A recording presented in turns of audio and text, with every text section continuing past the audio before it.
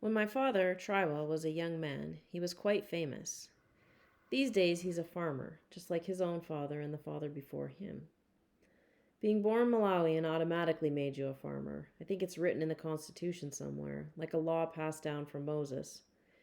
If you didn't tend the soil, then you bought and sold in the market, and before my father gave himself to the fields, he led the crazy life of a traveling trader. This was when he lived in Dowa, a small town southeast of Misitala, perched high in the brown hills. Back during the 70s and 80s, Dowa was a vibrant place where a young man could go and make some money. At that time, Malawi was under the control of the Hastings Kamuzu Banda, a powerful dictator who ruled the country for more than 30 years. Every Malawian grew up knowing the story of Banda. When he was a young boy in Kasungu, living in the shadow of the great mountain where the Chiwa defeated the Ngoni, Banda had walked barefoot 1,000 miles to work in the gold mines of South Africa. Later, he was given a scholarship to universities in Indiana and Tennessee, where he earned a degree in medicine. He was a doctor in England before he returned to Malawi to deliver us from British rule. He became our first great leader, and in 1971, under his extreme pressure, our parliament gave him the title of Leg President. Banda was a tough man. He demanded that every trader in Malawi hang his picture in his shop, and no other photo could dare hang higher. If you didn't have the image of our dear president on the wall, dressed in his three-piece suit and clutching a fly whisk, you would pay a hefty price. It was a frightening and confusing period in our history. Banda also forbade women to wear pants or dresses above the knee. For men, having long hair would get you tossed in jail. Kissing in public was also forbidden, as were films where kissing was portrayed. The president hated kissing, and even today people are scared of smooching in the open.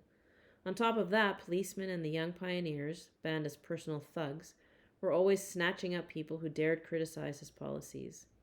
Many Malawians were jailed, tortured, and even tossed into pits of hungry crocodiles. Despite all of this, it was an exciting time to be a trader. My father tells stories about hitchhiking in pickups across the countryside to Lake Malawi, where he bought bundles of dried fish, rice, and used clothing to sell back in the Dawa market. Lake Malawi is one of the biggest in the world and nearly covers the entire eastern half of our country. It's so vast, it has huge waves like the ocean. I was 20 years old before I ever saw this lake with my own eyes, despite having grown up only 2 hours from its shores. But once I stood on its banks and looked out across its endless-looking water, my heart was filled with a great love for my country. Once at the lake, the traders would travel to the cities of Nhotakota and Mangochi aboard steamer ships Ilala and Chauncey Maples, where good food was served and traders drank and danced on the decks through the voyage. At the lake, my father bartered with the Muslim businessmen known as Yao, who populate that part of the country. The Yao arrived in Malawi more than 100 years ago from across the lake in Mozambique.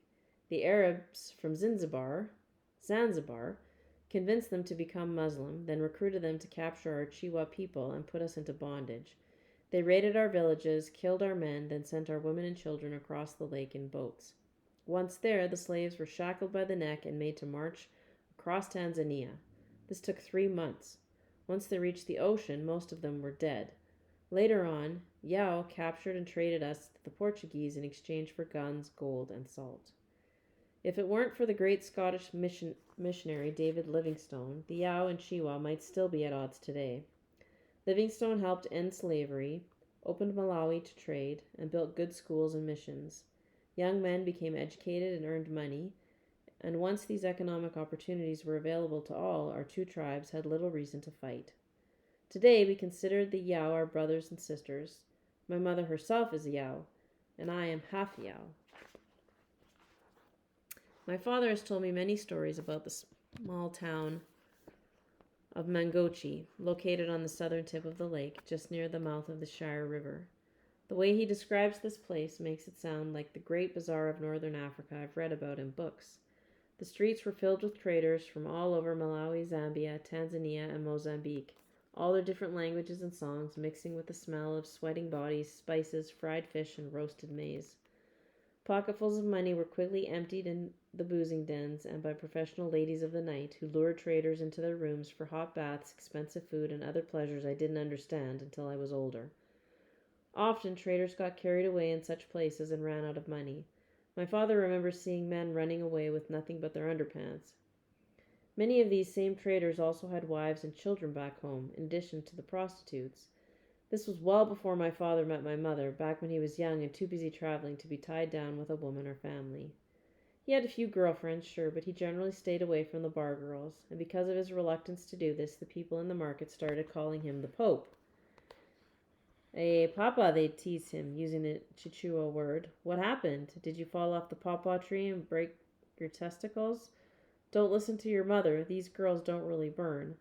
My father endured this teasing because what else could he do? And after a while, that name caught on with so many people that hardly anyone remembered where it came from. My father was a giant man, but his tolerance for alcohol was even greater. One night, he and his friends settled down in the Dowa General Grocery at 5 p.m. As my father tells it, he drank 56 bottles of Carlsberg beer and at 2 a.m. walked home to tell the story. These drinking sessions sometimes led to fistfights, which my father welcomed like sport. As I mentioned, my father was one of the most famous traders around, but not just for his cleverness in business or his ability to drink crates of beer. My father was legendary for his strength. In Malawi, we like to say, one head cannot lift up the roof. Well, my father must not have been listening. Every July 6th, we Malawians celebrate our independence from England, much like our brothers and sisters do in America on July 4th. And like in the United States, the way we celebrate is with great parties filled with lots of music, dancing, and delicious grilled meats. It was on such a holiday that Robert Fumalani, the Holy Father of Malawian reggae music, came to sing at Dowa District Hall, and my father, then 22 years old, was determined to go.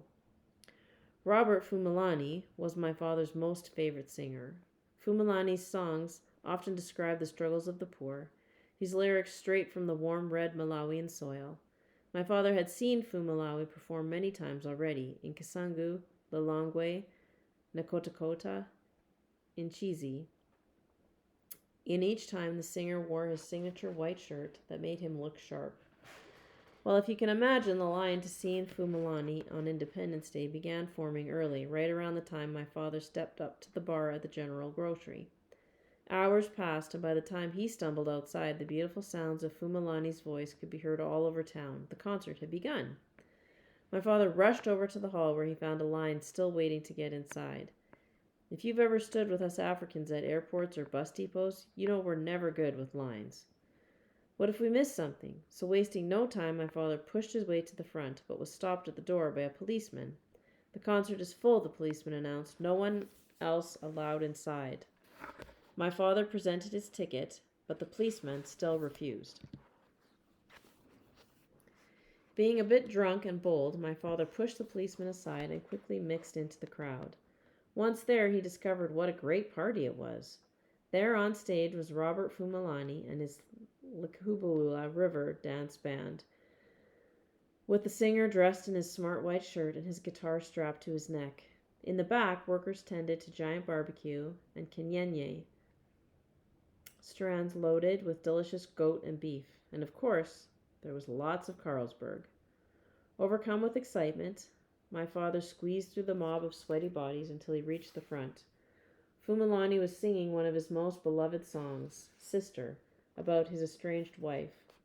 Lady, he sang, don't insult me today just because I'm poor. You don't know what my future holds. As if hypnotized by this wonderful music, my father began to dance. But he wasn't doing just any dance. He was a man possessed, a man who knows in his heart that he is the greatest dancer on earth. His arms and legs became as graceful as a gazelle's, and his giant body sprang in the air like a flying grasshopper. Oh, what moves! But when he opened his eyes, he realized the music had stopped. Everyone on the floor now stood in silence. Robert Fumalani, the blessed father of our national music, stared down, looking angry. He pointed to my father and called out, "Someone remove this drunkard from the floor. He's ruining my show." The crowd shouted and hissed, "He is here. Take him away." My father was crushed. How could this be? He was just having a good time, and now he was being called down like a child by our dear hero. Feeling betrayed, he straightened himself and pointed to the stage. "Mr. Fumalani," he yelled, "I have an invitation to be in this room, and like every Malawian here celebrating their proud independence, I am doing the same. I'm not the only person here who is drunk, you know. Besides, isn't it your job to sing and entertain?" A line of policemen and young pioneers now circled the dance floor, waiting to pounce. "Mr. Fumalani, I only wish to dance in peace," my father said, and then turned to face the police. "But since you've asked these men to remove me, I say let them come." The policemen swooped in and swallowed my father in a swarm of fists and elbows. The crowd rushed in behind. From the look of things, it appeared my father had been properly handled. But suddenly, one by one, the policemen began flying off the pile as if wrestling a cyclone. They twisted in the air like sacks of flour and limped off in pain. When the last policeman was pitched to the wall, the room erupted in cheers. There stood the Pope in the center of the crowd, shaking his mighty fists. "Who is next?" he shouted. "I'll fight you all." A pack of young pioneers then tried their luck, only to be pitched off the same way. For half an hour, the cops and government thugs tried everything to shackle my father's hands, and each time they failed. Too exhausted to continue fighting, my father finally agreed to be arrested and spend the night in jail. "Only because I respect the rule of law," he told them. However, he had one condition, that he first be allowed to enjoy his Independence Day barbecue. So after devouring a plate of delicious kanyenya, the Pope washed his hands and walked out with the police. And that is the story of how my father fought 12 men and won. Soon the story spread across the district. People congratulated him in bars and markets of the lakeshore, and business improved as a result. This fame also attracted many of the thieves and robbers who lurked in the markets. "You're so strong," they said, slapping him on the back. "Let us use your strength to make us all rich." But my father was no criminal. He just wanted to work hard for his money and drink his Carlsberg. However, if anyone wished to fight, that could be arranged. Although his friends had no idea, for quite some time the Pope had been keeping his eye on a particular girl. She appeared at the market at the same time each morning, only to disappear in the crowds. An hour would pass and she'd reappear carrying a bundle of vegetables or a bag of flour, then make her way home to the neighborhood down the hill. These brief moments became the most important part of my father's day, and he made sure he was always at his stall where he could watch her. Even though he'd never heard her, something about her seemed to change something inside him. This girl, as you probably guessed, was my mother, Agnes. While my father must not have been very smooth, because my mother was well aware of him staring, the way he gazed at her like a puppy at the henhouse door, never sure what to do, she'd asked around and knew his reputation. For some odd reason, these stories of fighting and misbehaving made her excited. Each day she couldn't wait for her mother to send her to the market. Even before entering the rows of wooden stalls, her heart would pound like the chiwota drums of her childhood dances. Making her way across, it took everything inside her to keep from grinning. But my mother couldn't let on. She was no easy fish to catch. This game of staring continued for several months, and my mother wondered if this man would ever make his move. If he was so strong and brave, then why on earth was he frightened of her? As my father tells it, she was always too far away to chase after, and also, yes, he was terrified. Finally, my mother decided to test this big, powerful man. One morning, my father saw her enter the market, and as usual, he quickly became lost in the sight of her. But this time, she did something different. She took a new route through the market, one that was bringing her straight in his direction. My father became nervous, but knew the time was now or never. This is my big chance, he thought, but what will I say? He didn't have time to think, because in a matter of seconds, my mother was right upon him. It was the closest she'd ever been, and the sight of her skin made his heart go mad, as if it was trying to run away. Somehow he found his courage and leaped over his stall. As she passed, he shouted, "You're the most beautiful woman I've ever seen." My mother spun around. My father was standing there in the row, arms open, those same eyes now meeting hers. "I've loved you my entire life," he said, "and I want to marry you." Struggling to stay composed, my mother said, "I'll have to think about that one," then turned and ran away.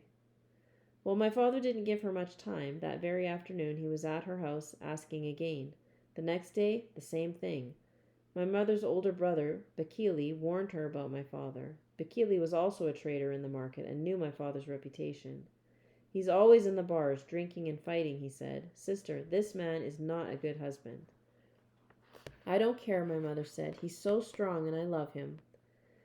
But Keeley then told their parents. My grandmother Rose was a tough woman, so tough she'd built the entire family home with her own hands while my grandpa worked as a tailor in the market. She'd even built the furnace and molded the bricks herself, which is not an easy job, and even today, not the job of a woman. Hearing the news, my grandmother and grandfather confronted my mother. Now tell us the truth, Agnes. Are you serious about this man? Yes, my mother said, double serious. As it turned out, my grandfather had proposed to my grandmother in much the same way after seeing her dance in a village competition. The way she was dancing just stole my heart, my grandfather said, and I said to myself, I'm going to marry her. He'd sent a young village girl to inform my grandmother he wanted to speak with her, only to have my grandmother confront him personally. You want to talk to me? She said. Then talk to me. What do you want? For you to be my wife, he answered. So what could my grandparents really say now? 6 months later, Agnes married my father, and the following year my sister Annie was born. But even with all these new developments, my father remained the Pope. Well, the Pope's drunken lifestyle soon began to take its toll. My mother grew increasingly tired of him coming home drunk and smelling of booze, and often they'd argue. It was a dark period all around, a time that saw several of my father's closest friends die or go to prison, while others simply vanished. First, his friend Kafu picked up gonorrhea, known as the bombs, from a prostitute in the bars. The veins that led to his testicles became swollen and rotten. One day they exploded and Kafu died. Another friend named Mwanza was beaten to death in the pub over a girl. The new prostitute in town had made the mistake of flirting with both Mwanza and his friend. Well, they couldn't decide who was taking the lady home at the end of the night, so they decided to fight. It began innocently, but before anyone knew it, Mwanza was dead in a pool of blood.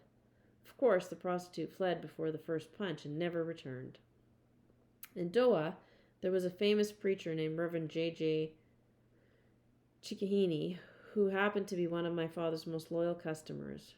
Reverend J.J. led one of the biggest Presbyterian churches in Doha, along with 25 smaller prayer houses across the district. He'd often stop by my father's stall and buy a bag of rice, and the two men would chat. One day, the Reverend looked deep into my father's eyes, as if scraping the bottom of his soul. Kamkwamba, he said. Yes?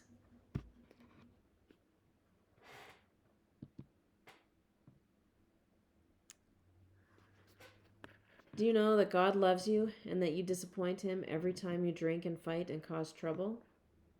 Thanks, Reverend, but the good news is that even though you disappoint him, he's ready to receive you. He wants you to turn to him. Thanks, Reverend, my father said, trying to be polite. Whatever you say. A few nights later, my father was drinking as usual in the pub when a man walked up and knocked over his beer. The man was drunk and looking to fight the biggest guy in the room. Well, my father gave him what he wanted and more. In a matter of seconds, the man lay on the floor with blood gushing from his ears. My father had to be pulled off the man, having nearly beaten him to death. The police soon arrived and arrested my father. You've really done it this time, the officer told him. The head prosecutor in Doha was a church deacon named Mr. Kabisa, who was also one of my father's loyal customers. When Kabisa heard my father was in jail awaiting trial, he paid a personal visit. Kamkwamba, he said, I've always advised you not to indulge in these unnecessary fights. Someday you'll be killed or kill someone else. And look what happened here. You're my friend, and I don't want to lose you. You're supposed to go to court and stand trial, Kabisa continued. You'll probably lose and be sent to jail, perhaps even Zalika prison. You've heard about the conditions there. Chances are you won't make it out alive. Mr. Kabisa then leaned in close and looked into my father's eyes the same way Reverend J.J. had done, as if searching the dark corners of his heart. But I don't want you to go to prison. There's a better path for you. I'm willing to tear up these files and release you, but you have to promise me one thing. Anything, my father said. Turn your life over to God. Of course, my father happily agreed just to get out of jail. But what the man said stayed in his mind. All that evening and the following day, it never gave him peace. The following night, while asleep, my father was visited by a dream. All he saw was darkness, nothing but an endless expanse of black. He felt confused and scared. It was as if he'd gone blind and couldn't shake himself awake. Then came a voice, piped in like in a loudspeaker from heaven. It said, "These things will destroy you. Turn to me." When my father awoke in the morning, his entire body was trembling like a baby bird's. The dream, plus all the advice and warnings of the past week, seemed too great a message to ignore. He woke up my mother, who lay sleeping beside him, and said, "My wife, today I am turning to God. I've seen the signs, and now it's time to change." That same morning, instead of going straight to work, my father stopped by the church to see Reverend J.J. The preacher was in his office. "I'm here," my father said. "I'm ready."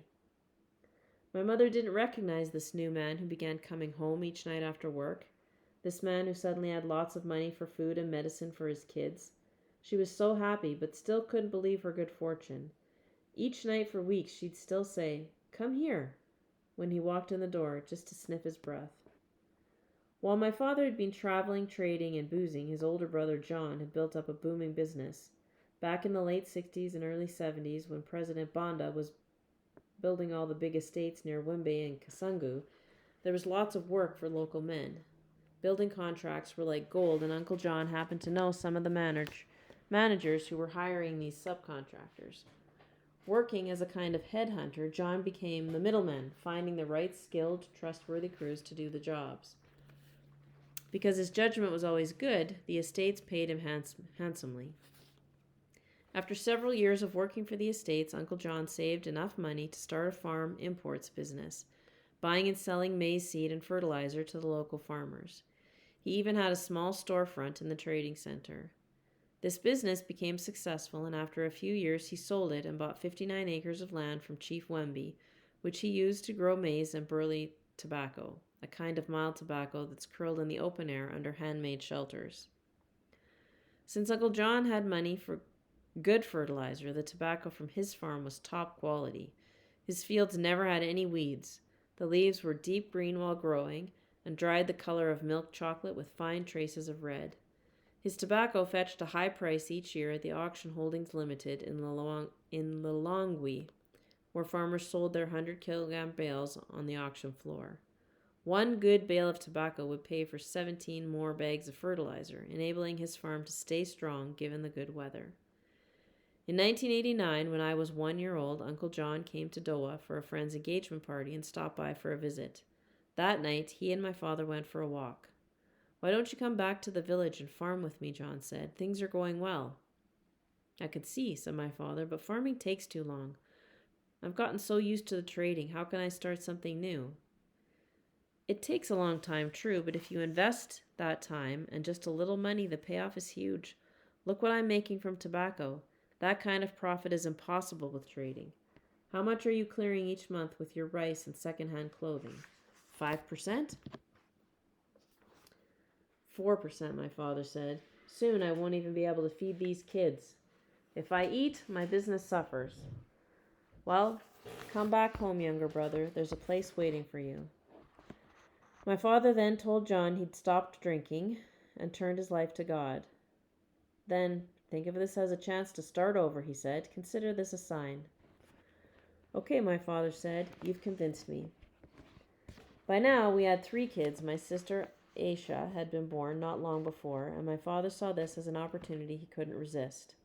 A few weeks later, after selling his stall in the market, he strapped all our belongings, our clothes, pots, pans, and the family radio to the top of a UTM, United Transport Malawi bus. We traveled 4 hours north to the Wemby Trading Center, where my relatives were waiting to greet us. They helped us move down the road to Masitala village and into a one-room house near Uncle John. This is where my father became a farmer and my childhood began. Not long after we arrived, Uncle John acquired some additional land from Chief Wemby, so he gave my father a 1-acre plot about 2 kilometers from the house. There we could grow our own burley tobacco to sell, along with maize and other vegetables to eat. Maize is just another word for white corn, and by the end of this story, you won't believe how much you know about corn. When we first arrived, Uncle John was planting his tobacco, which was the first item that needed my father's help. My father would wake up early before the first cock and go down to the grassy marshes in the valley, which we called dambos. Because tobacco seeds required loads of water for them to break ground, many farmers planted nursery beds by the dambos where they can easily water them daily. Each farmer has his own plot by the marsh. Nothing official with papers or signatures, just a piece of ground you always know is yours. Not only is there water, but the soil in the dambo is deep black and full of nutrients that a little tobacco seedling requires to grow strong. Making nursery beds is done just before the rainy season when the sun is the hottest. The work is hard and dirty, and my father quickly felt exhausted. During those first weeks, he'd dream of his stall at the trading center, how he used to just sit and chat with friends and customers, how he'd knock off at lunch for an hour to see his family, even take a quick nap before returning to work. It would have been easier just to tell his brother he'd made a mistake and return to Doha, but my father buckled down and pressed on. He'd seen how much money Uncle John was earning, and he wanted the same for himself. Often he'd work so hard and late in the day that his brother would come down looking for him, thinking he'd tripped and drowned in the dambo. "Take a break, brother," he'd say. "Leave some for tomorrow. Reserve your strength. You'll need it." "Just a bit longer," my father would say, his body covered in mud from head to toe. When Uncle John had visited Doha and mentioned having a big place for my father, he wasn't talking about the living arrangements. With 5 people, our little house quickly became crowded. After 10 long hours of working in the sun, my father would come home and then start working on building our new house. Weekends were also spent this way. The bricks were fashioned out of grass and clay, which was pressed into a wooden mold about 75 centimeters long. To get the clay, my father dug deep pits near the fields that swallowed his entire body. He'd scoop buckets of clay that weighed 100 pounds, hoist them onto his shoulders, and climb out using steps he'd carved into the wall with a hoe.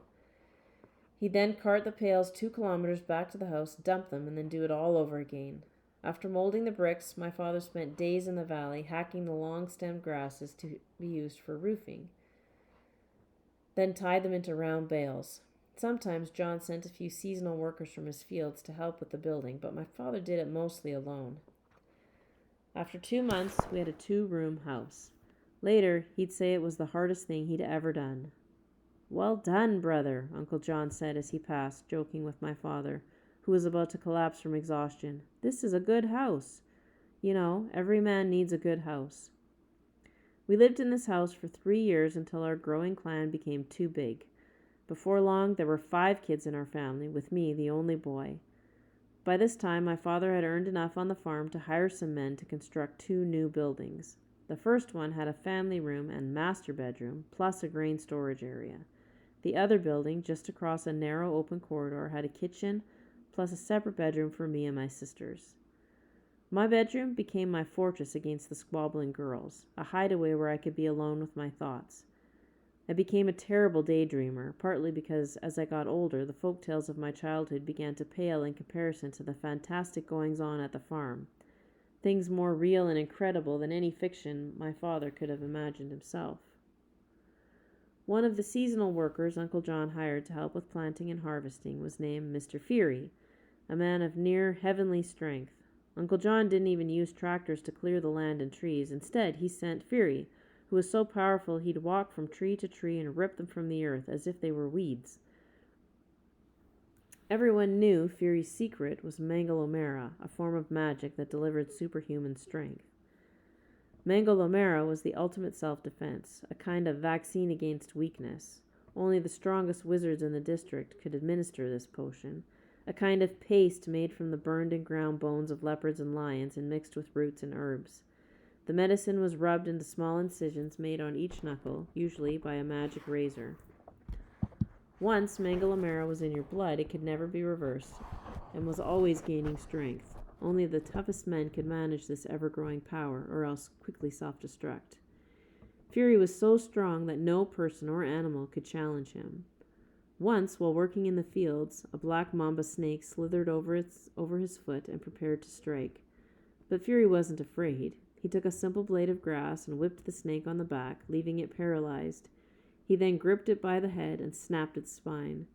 People said he carried another mamba in his pocket as a charm, and this snake was too afraid to bite. But Fury's power was so potent and always growing that it made him constantly want to battle. When this happened, my father had to intervene.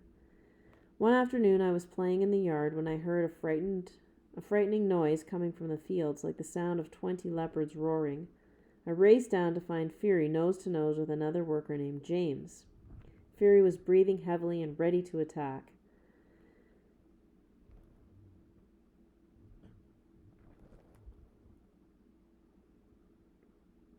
Sorry, I just lost my spot. His hands were in fists, and the veins in his arms bulged like tree roots. When he opened his mouth to scream, the earth below our feet seemed to tremble in fright. Someone said Fury had given James money to buy some items in Kasungu, but James wasn't educated and couldn't read or count, so the shopkeepers cheated him and kept their pay. Before I knew it, Fury began punching James. Fury was short and thick, and James was tall and also very strong. The two traded blows back and forth, and for the moment James was holding his own. But I knew it was only a matter of time before Fury's mango lomera exploded and crushed poor James. Around that time, my father also heard the commotion. Fearing for James's life, he rushed over to break up the fight. Although mango lomera never weakens, it can be neutralized for short periods of time using the green vines from a sweet potato plant. You know how Superman becomes weak at the sight of those shiny green crystals? The same is true for magic people and sweet potatoes. I don't know why. Anyway, the second Fury saw my father arrive. He shouted to him, "Mr. Kamkwamba, please, some vines for my head. I don't want to kill this man." Seeing no vines nearby, my father instead ran over to Fury and wrapped him in his arms. Fury kicked and screamed like a tethered animal, but my father held tight. He took him to our garden and pulled several long stems, then wrapped Fury's head and elbows. Within seconds, Fury's heart cooled down and he collapsed from exhaustion. That day, seeing my father wrestle something as dangerous as mango lomera made me believe every story I had been told about the Pope's awesome power. The next morning, Fury arrived for work looking and feeling okay. However, James reported being sick and had to miss the entire week.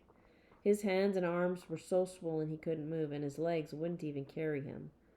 I'd watched James defend himself well, so this wasn't the result of Fury's blows. Fury's magic had been so strong it had simply rubbed off like poison. Fury had a nephew named Shabani, who went around boasting that he was a real Singanga, who possessed mango lomera. Gilbert and I suspected he was just a lot of talk, but we were never completely sure. Shabani was a small boy like us and not that powerful, yet he boasted like a man with biceps the size of anthills. This made us wonder. Since Shabani never went to school, choosing instead to work the fields with his uncle, he was usually hanging around the house when I returned in the afternoons. At the time, I was 9 years old and not very strong. I wasn't the most athletic chap either. Despite an incredible love for soccer, I wound up on the bench most every match. Bullies stalked and tormented me in the schoolyard.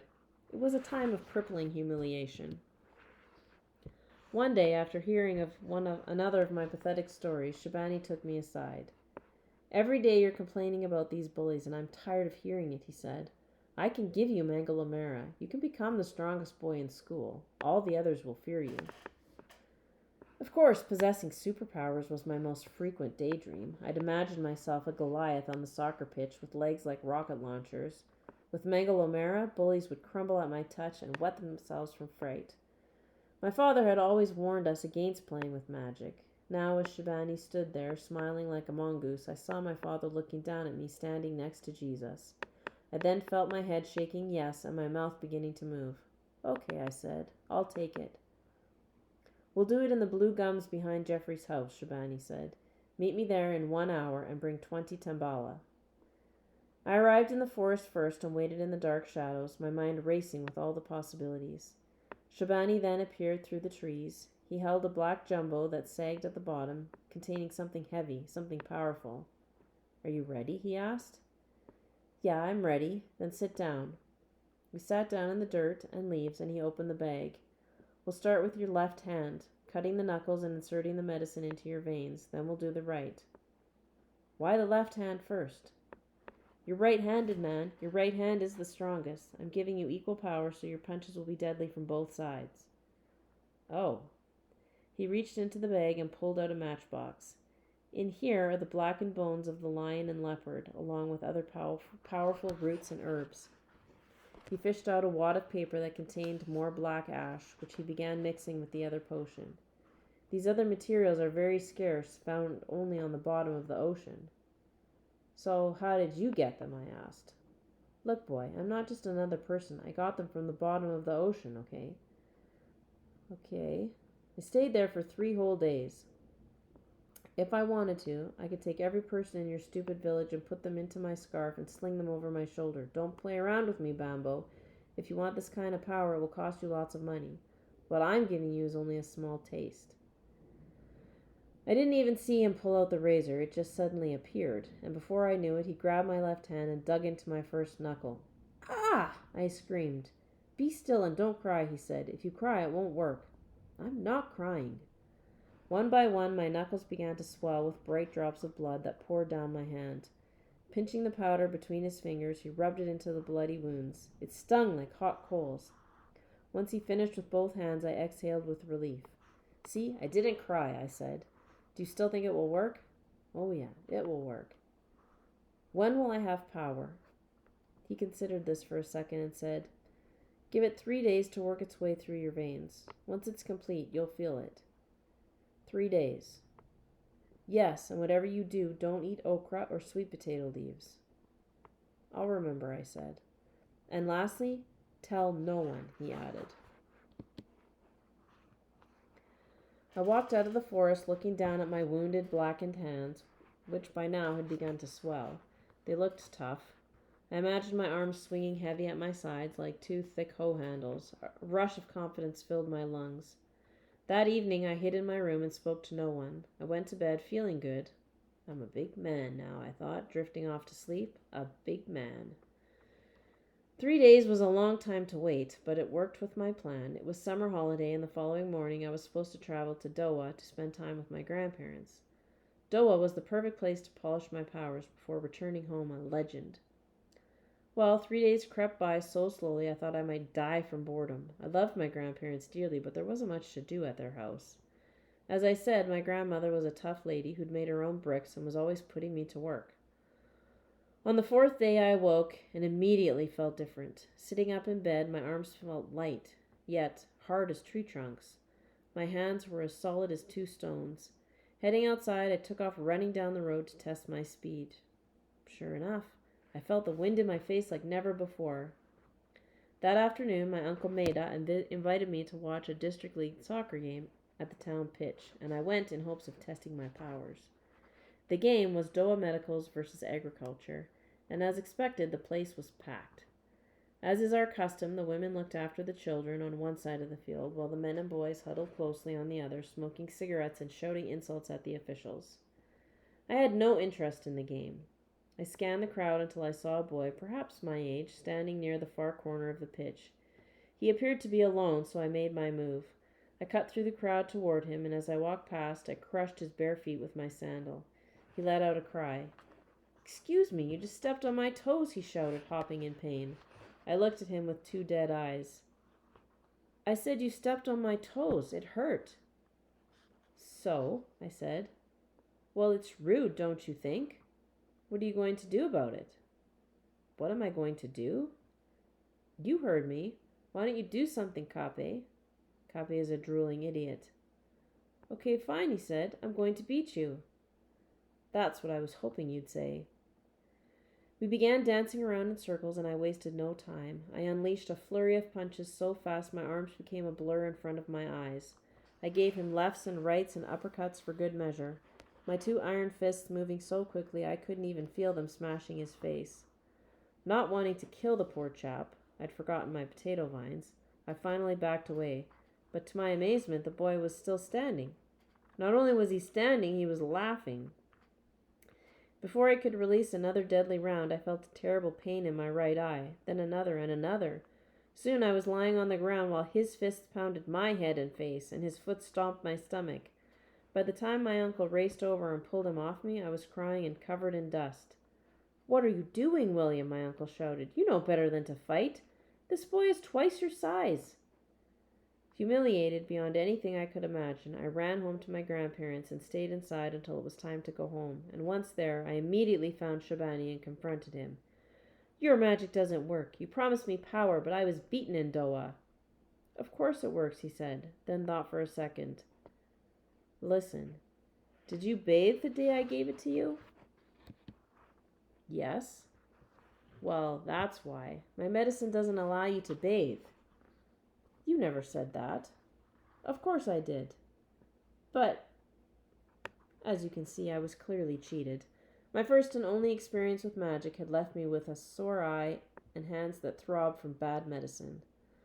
With my luck, I thought they'll probably become infected and fall off.